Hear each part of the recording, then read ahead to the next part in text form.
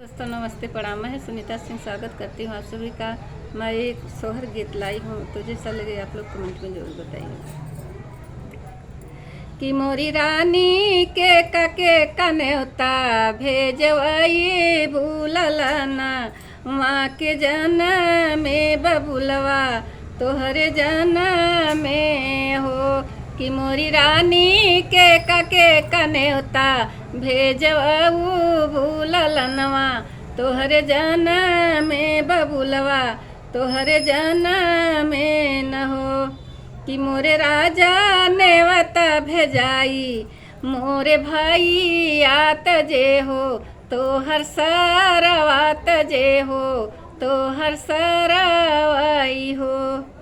कि मोरे राजा नेवता भेजाई मोर भौजाई आत जे हो, तो हर सरहज जे हो, तो हर सरहज हो। कि मोरी रानी के कन्योता भेजवाई भूलना, वहाँ के जन में बबूला वहाँ के जन में हो। कि मोर राजा नेवता भेजाई मोर बहिनी आत जे हो, तो हर सड़ुआइन जे हो, तो हर सड़ुआइन हो। कि मोर राजा अपन बहिनी जिनी बुलाया नैहरवा, हम जाइब नैहरवा चली जाइब हो। कि मोरी रानी कैले दूसर बियाहवा दूसर रानी ले अइब दूसर रानी ले अइब हो।